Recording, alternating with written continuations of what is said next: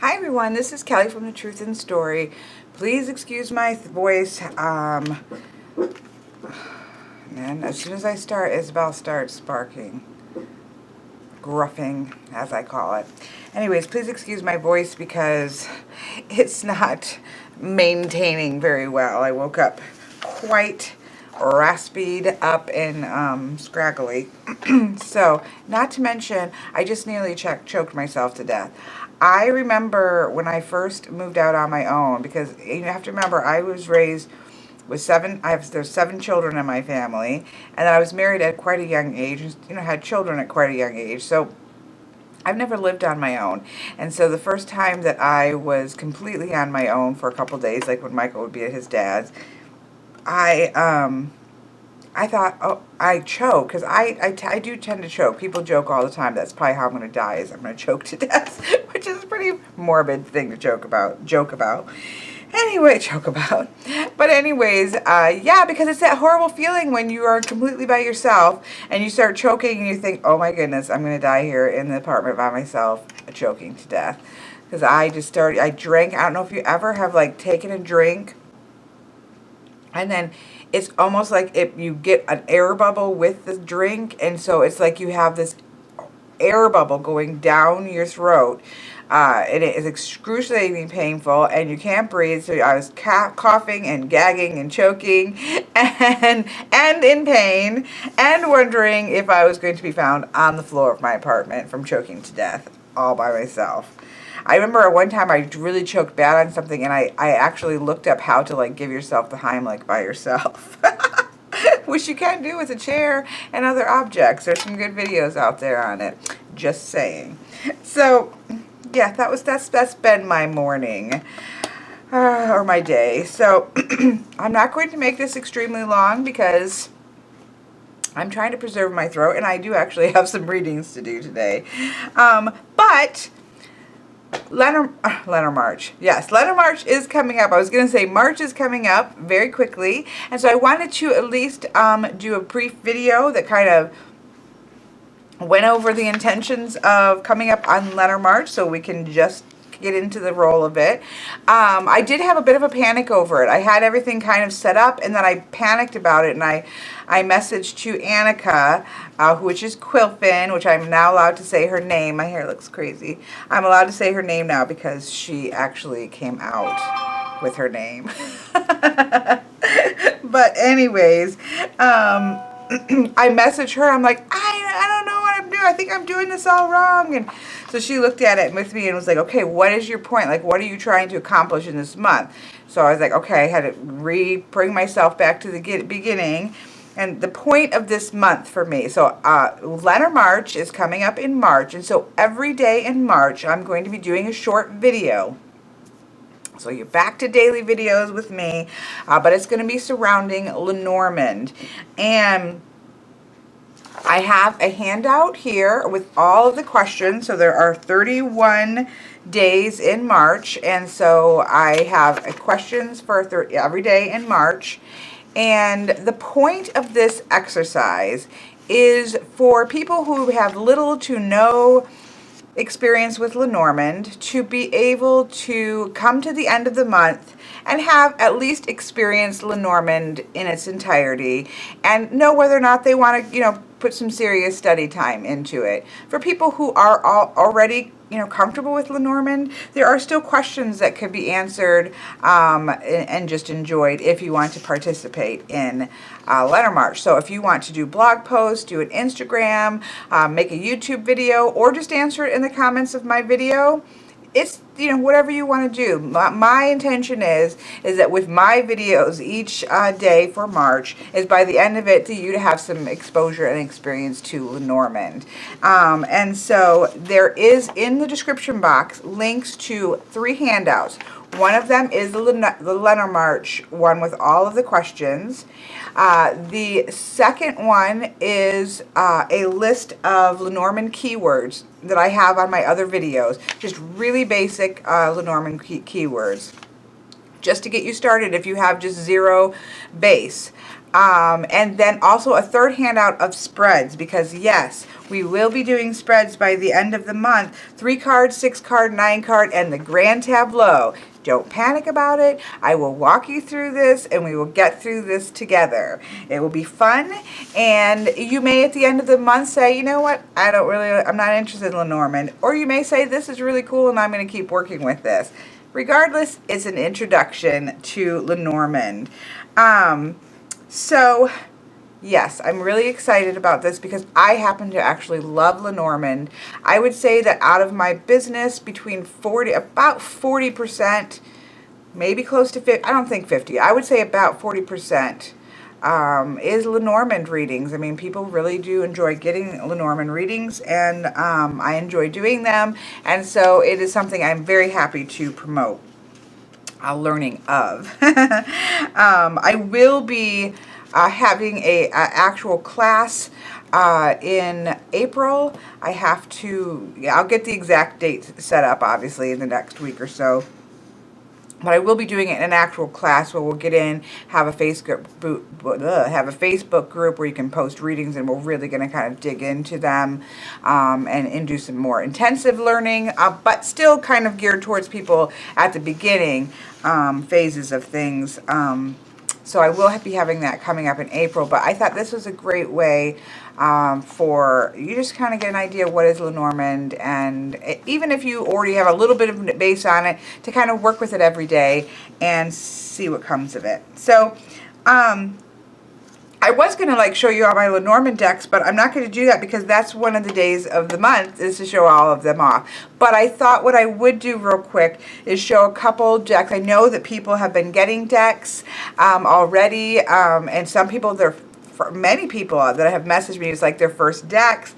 So that's fantastic. Everybody's kind of getting in. But just in case, I thought I would just give the couple that I have that I would recommend. And so for a beginner, I'm not going to mix this deck up because it's actually set up for, I've done a reading with it, but this is my first one that I learned on. It's the Piatnik Lenormand. You can get this on Amazon for fairly cheap. This is what it looks like, and the backs of it have these, very basic. I love this deck. I still use it a lot. It has the number on it, a nice big playing card association, and then it has the image. And I think it's a beautiful deck. And like I said, it was my very first one, and it's also one that I still go to time and time again because it's classic. It has everything nice and big and bold. The images are very clear, and I can quickly scan it and see what it is that I'm looking for. The man and the woman are facing each other so that can come into play. I just really like this deck a lot, and I highly recommend it for beginners. So that is one that I do. If you're a tarot enthusiast, I do also think that the Pixies Astounding Lenormand, which comes in a tin, which is readily available on Amazon as well. The backs are my favorite Lenormand backs. And I believe the cards are pretty clear. The only exception to that, if you like, so these are based off of Pamela Coleman Smith's images. They're taken from different tarot decks as well as a couple of book illustrations, and they line it out in the little in the little black book, or little white book. I don't know why some of these got upside down. They line it out like where they've taken it from, and so it's kind of fun if you already enjoy tarot. It's a nice little tie-in. It also goes beautifully with the Centennial edition of the Rider-Waite-Smith. So the only card on here that I mean, there's some that are kind of goofy, but the only card that I think is slightly problematic is I think it's the letter card.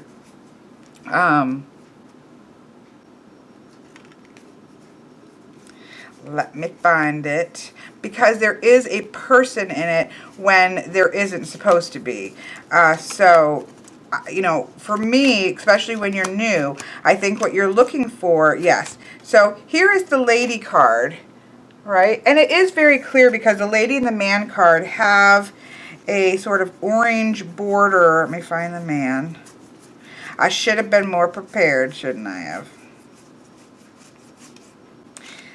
The lady and the man have an orange topping at the top, so it's pretty clear, the significator cards, but the letter card does have a woman in it, and it's not about a woman, it's about the letter.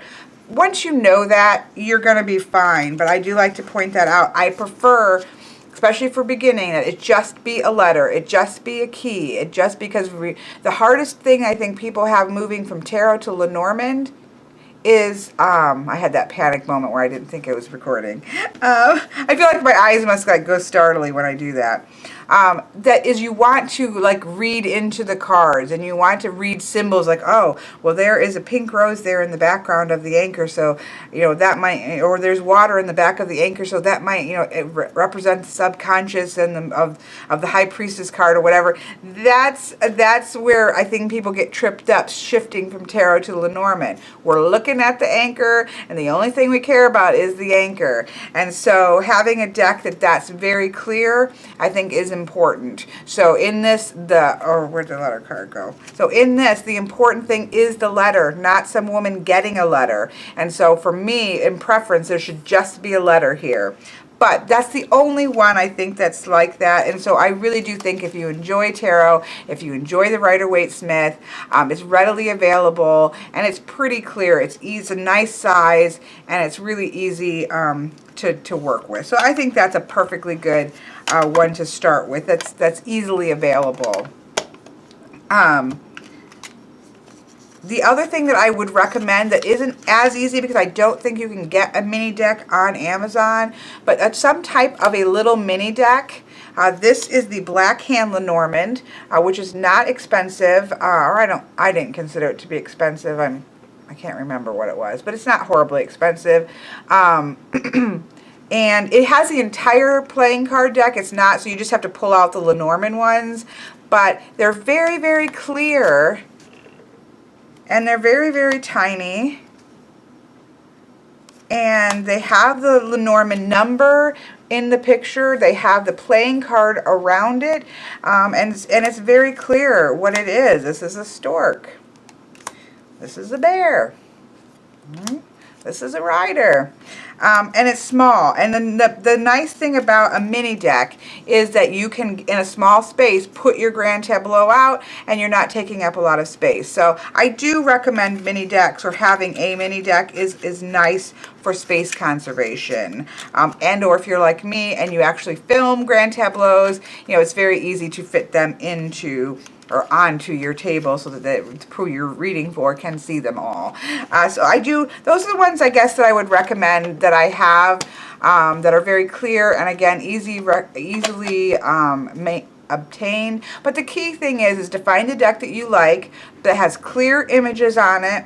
I prefer that it has the playing card associations, although we're really not going to get much into that in this first month, because it's really kind of getting just basic, kind of get you into Lenormand. But I do think having that playing card association is important.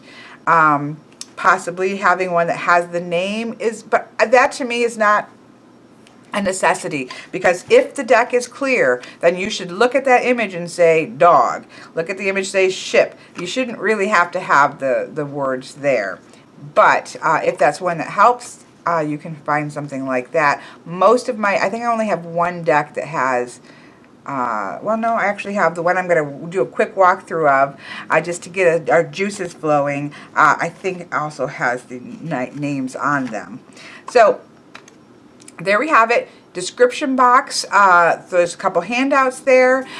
Join in however you want. That may just be you being at home, watching and doing the exercises and journaling about them. Maybe leaving comments about what do you see in the cards with a question. It may be you making a video. Fantastic. Make sure you please put a link and let me know you're doing it.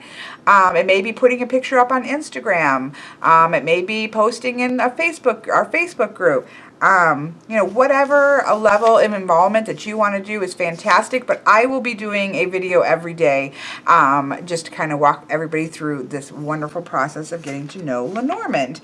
So I do have, if you go to, along my YouTube channel bar, go to playlists. I have an entire playlist of Lenormand videos that goes much more in depth to some spreads and things like that, some history of it, why even bother with Lenormand. There's a video about that. So all those videos are there. You're welcome to go check those out as well.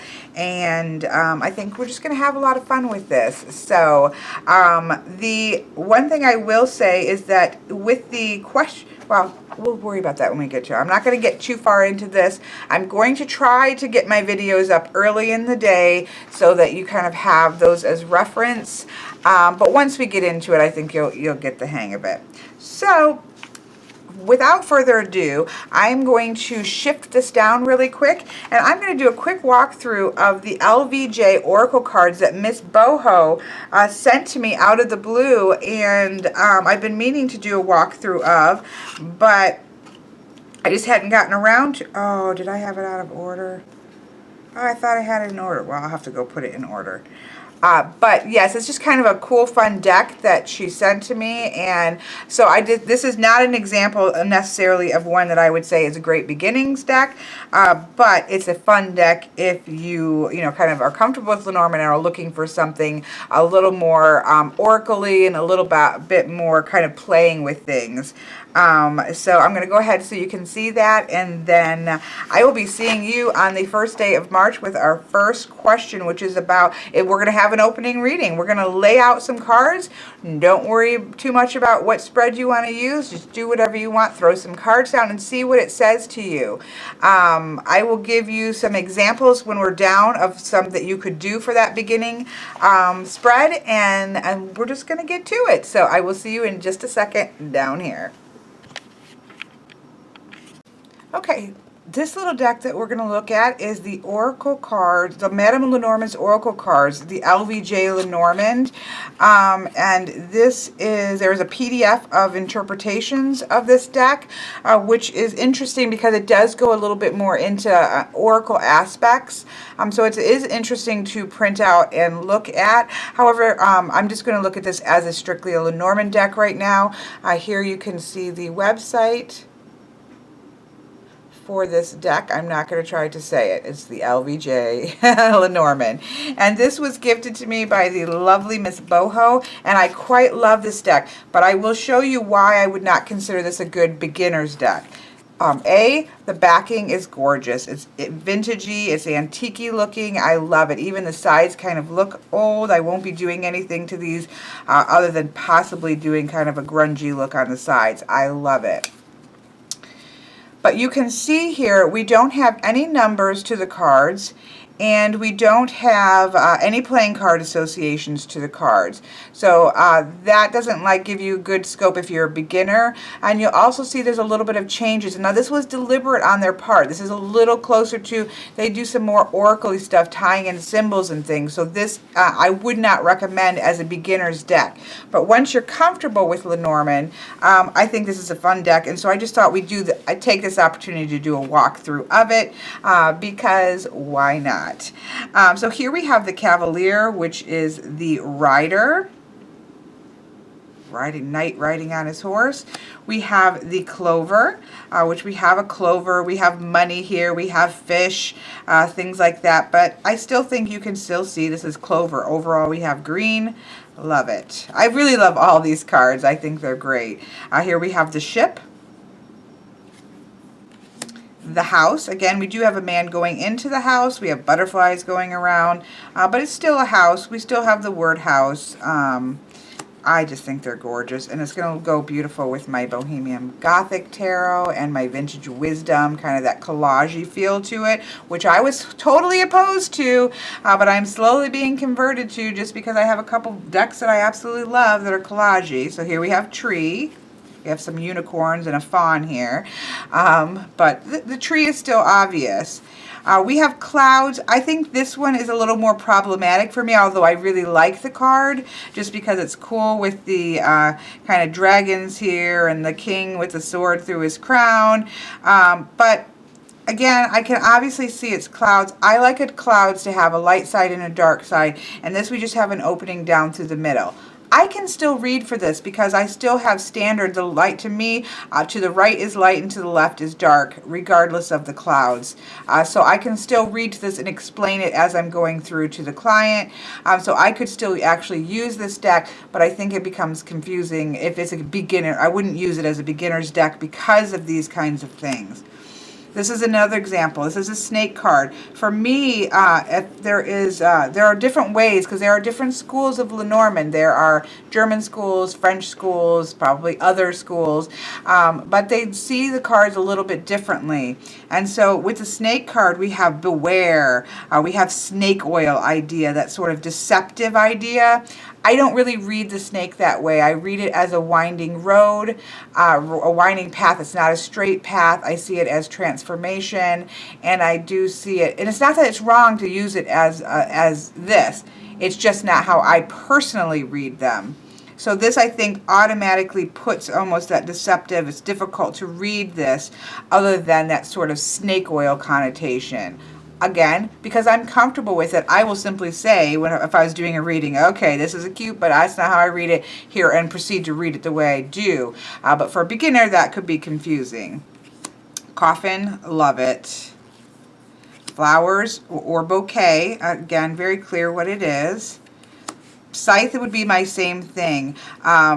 We have very much sort of the devil slice, so scythe would be quite painful. We have a separation going on here, so we have a painful separation, and so that quite works with a traditional meaning. For me, the scythe is a cutting off, and it is sometimes a painful cutting off, but it has the idea of harvest with it, that you're usually getting something out of that ending. There's some way in which you're going to gain something. Now, you could also read this here. These two people are separating and they're pretty sad about it, but it could be an ending that needs to happen. This could be a relationship that needs to be over. But again, it automatically builds in a negative connotation right away, which again is traditional. I'm just kind of talking through how I see this. Here we have a whip, which is also broom. It could be the whip or the broom. It's about repetitive disagreements, which I think you get here. But I also use it just with repetitiveness. So if it's next to a positive card, if it's repetitive happiness, that's a good thing, right? So I prefer just to see a whip and a broom, so then you can just do what you want with it. And I'll repeat myself 20 times. I can read with this fine. Once you're comfortable, I think you can really branch out and use just about any deck. But if you're a beginner, I think you're better off just seeing a whip and a broom and then letting you build your own connotations in before you have a deck like this, which again, I love it. Here we have birds. There's a lot going on. We do have a bird here. We have the pen for communication. This is kind of more ridery, more movement style communication, but it could be talking too also. So I think this is a little convoluted, but I really like the card. Love the child card here. Fox is quite interesting. It does actually end up working both for me, because but again, easier to have just a fox, but I think it's hilarious. Here we have the bear, which we have two images of the bear. We get that idea of strength here, I think. Stars. Don't like faces and things, but I still like this card. The stork here is a little harder to see, but I like that we have the eggs, that sort of new beginnings. This is a change. This is a movement change, and it's a positive thing. So I do like this. I actually like this whole deck. I'm just thinking more in terms of for beginners. Here we have the dog. We have the tower. A little bit of a connotation of the tarot tower with the lightning, which isn't really a Lenormand tower is not the same thing as a tarot tower, which would have that strike. That I think that would be a little confusing if you're coming from tarot, and you might start to read it as the tower, and it's more of a stepping back, a sense of isolation, and or it can be like an institution or a big corporation or something like that, where this to me ties it into tarot a little too much. If you're new to it, that could be confusing. Here we have the garden, where we meet socially. The mountain, we have the obstacle that we can still get around. We have roads here instead of paths. I do get, you know, this works in terms of there are many roads to take, but it's very much about making a decision about which way you're going to go. And I do like to see a clear path because it's about a choice. I've got to make a decision of which road I'm going to go down to. You can still get this from here. I just like to see a clear path or choice between roads that's very clear. I love the mice card. How cute is that? Heart, very clear what it is. This very much would go with the vintage wisdom deck. Ring, I think it's a little bit confusing. We do have the, you know, the connection here of a relationship. We do have more like an Ouroboros going on here, where I feel like it should just, you know, it should just be a ring. I still, to me, I look at that with the word and that, it's very easy to see that it's a ring. So the book. The keys here can complicate it, but you know, it's clearly a book. We have the bookmark here and the page is open. I think it's still clear it's a book. I love this letter. It's perfect. Here we have the gentleman and the lady. I love the lady in this card. I think it's gorgeous.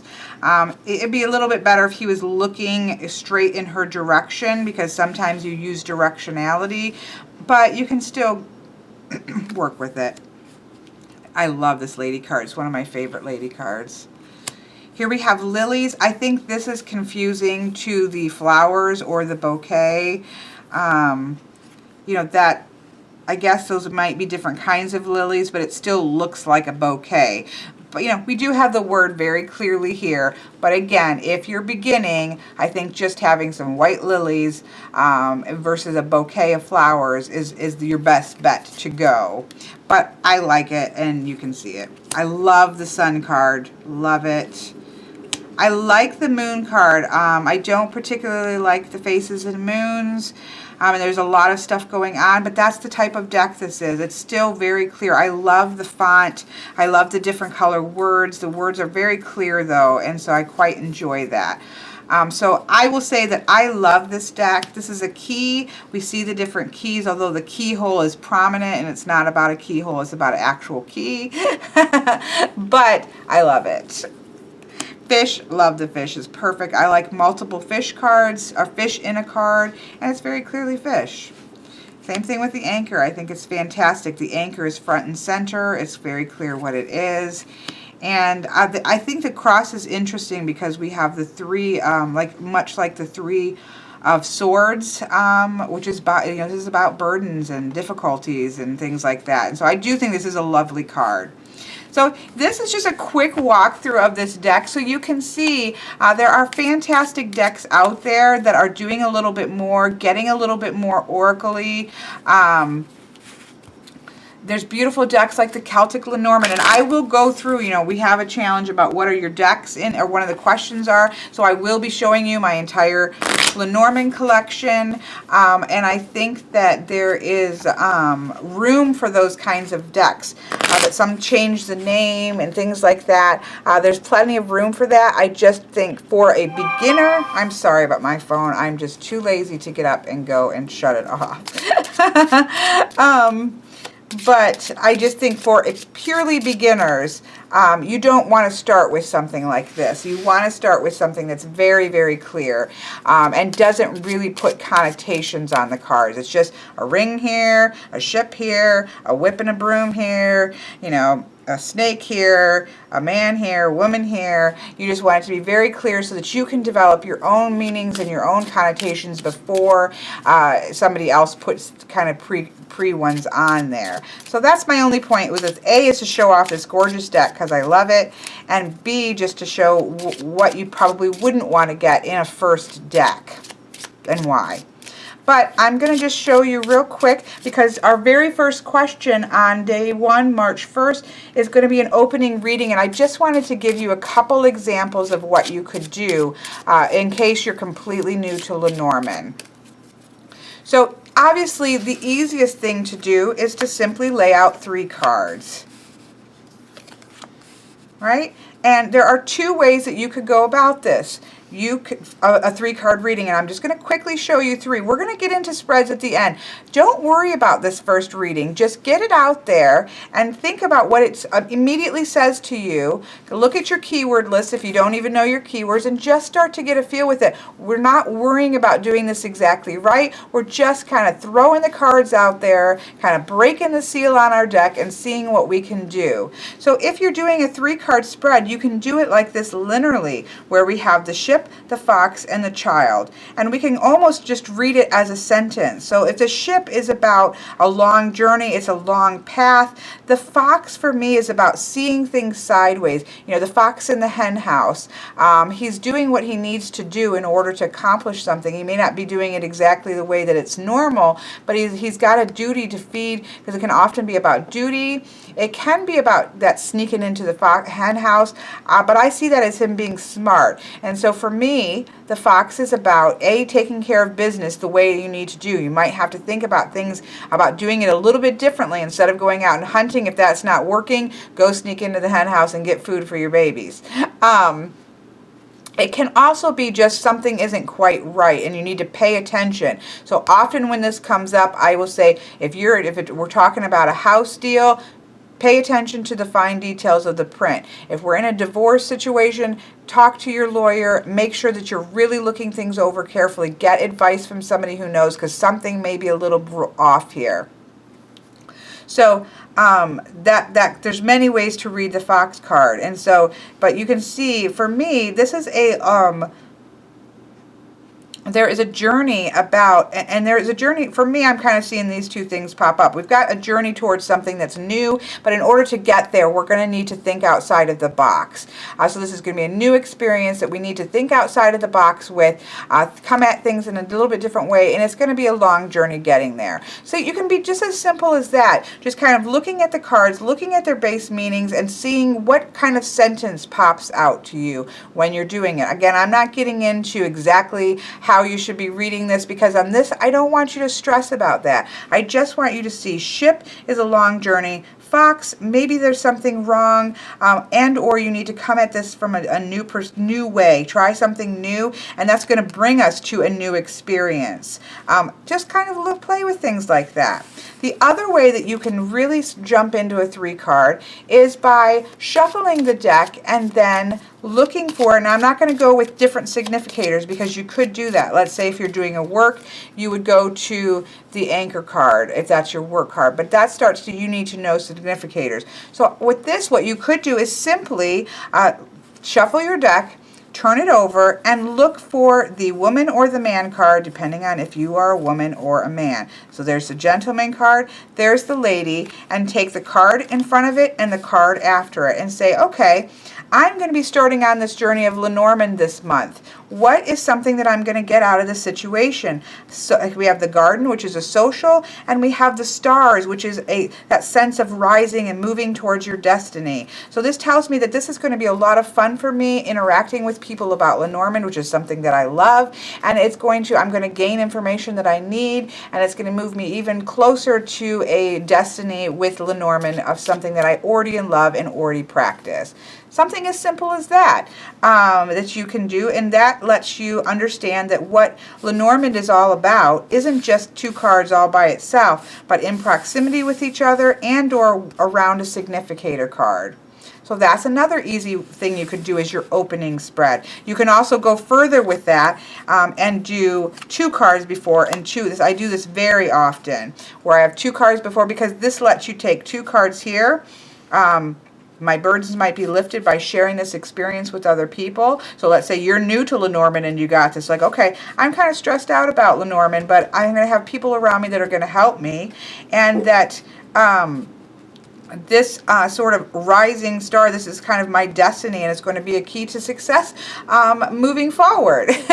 But it gives you 2 cards on either side of your card to look into if you're feeling extra brave, but you can just do 1 on either side and get a quick feel for what's going on.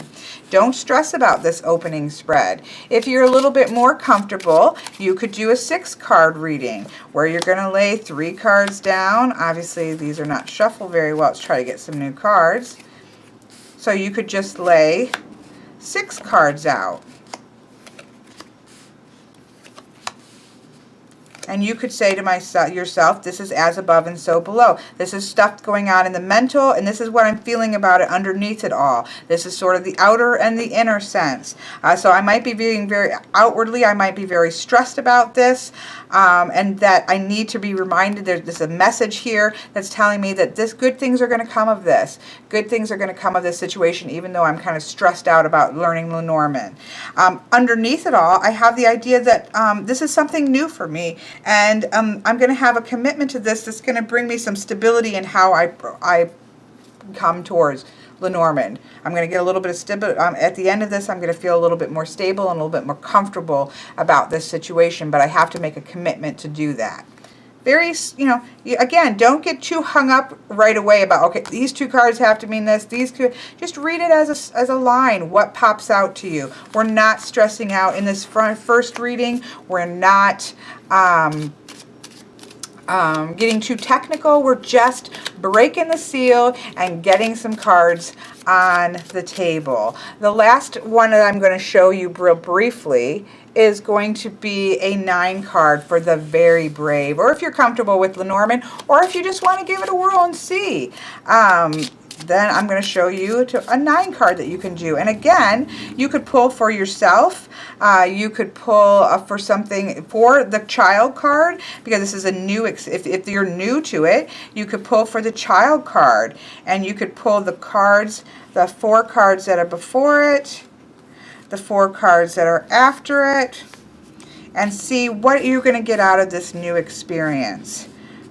All right?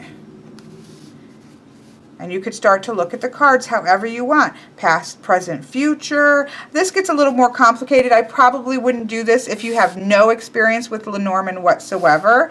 But I want to just give an option for people who are a little more comfortable with Lenormand and may want to try something like this. You don't have to pick for a significator either. You can just turn around and lay out 9 cards.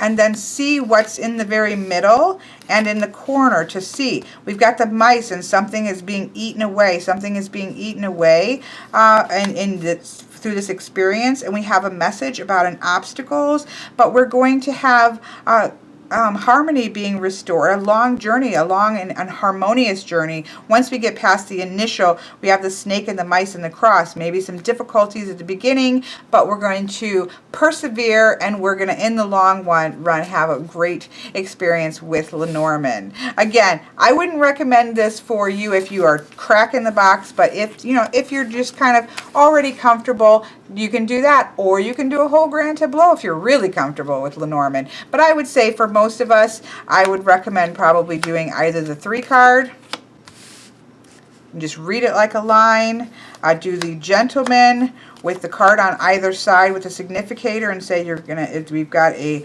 message coming to you that is going to put an end to something. What's it going to put an end to? It may be something you're stressed about Lenormand. So that's a way you could do a 3 card, or doing it all together in a 6 card and think, what's going on in my mind, what's going on underneath, and looking at that. Those are probably your best bets if you are completely new to Lenormand. The only thing I would not recommend doing is just drawing 1 card, because with Lenormand, that's not really going to tell you a whole lot. Lenormand is all about combinations. So at the very least, draw 2 cards. And then talk about that, how this is going to provide movement towards stability and a greater comfortability with Lenormand. So there you go, just some quick ideas on how you might go about this very first opening layout. And we're going to, want to keep that in mind and see how we grow by the end of the month, where you're going to be then doing a grand tableau. But don't worry, I'm going to walk you through it, and it's going to be okay, and it's going to be fun. So I look forward to seeing you all in March, and you will be seeing me every day. So I'll talk to you later.